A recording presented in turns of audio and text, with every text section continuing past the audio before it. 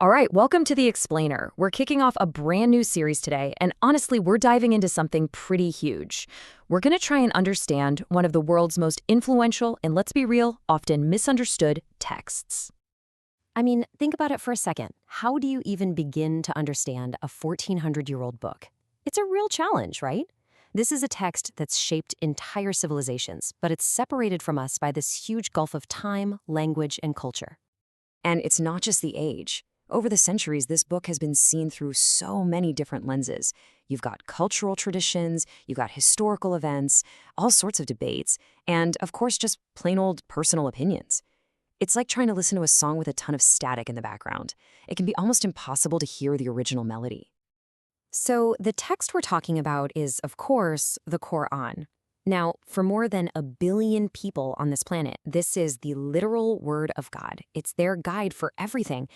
But no matter what your personal beliefs are, you just can't deny its massive global impact. And let's be super clear. Our goal here is not to preach. Not at all. It's to build a reliable way, a method, for understanding what the book actually says. So yeah, that brings us right back to that core challenge. With all that noise, all that static, how in the world do we get a clear picture? I mean, is there a way? Is there a reliable path to understanding its message? What if we could somehow bypass all of those layers of interpretation? Find a more direct route straight to the source. Well, that idea, that's exactly what this entire series is built on. We are going to use a method that is, well, it's radically simple, but it's also incredibly powerful. The whole foundation of our approach, the big idea, it all comes down to this one single question. What if the book could explain itself? And that's what we're calling our method. Qur'an explains the Qur'an. The idea is actually pretty straightforward. You take any verse you want to understand, and you find out what it means by cross-referencing it with other verses inside the Qur'an itself. It's like the book becomes its own dictionary, its own best commentary. The answers are all in there. You just have to connect the dots. Now, this is the really important part. For this to work, it takes some serious discipline. We have to deliberately, and I mean deliberately, exclude all the outside noise. So that means no historical narrations, no cultural filters, no personal opinions, no sectarian views, nothing. For this entire series, our one and only source is going to be the Qur'an itself. That's it.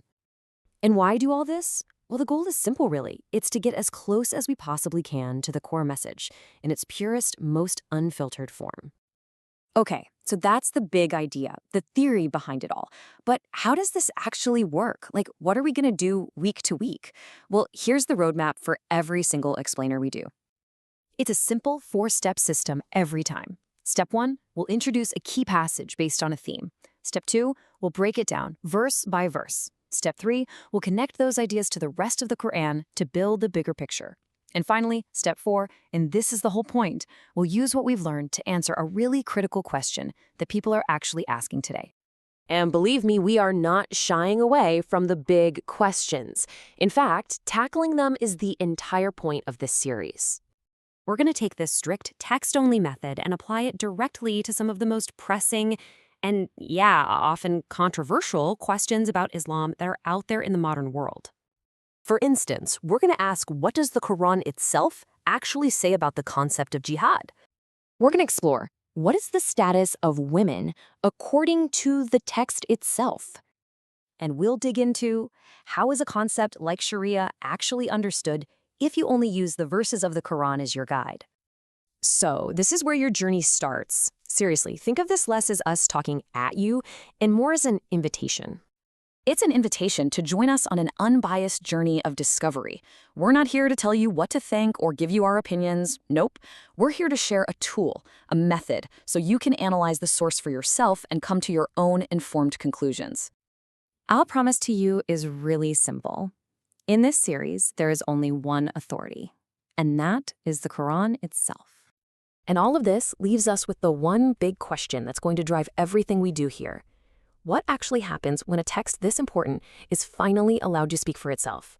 So join us for this journey. Let's find out together.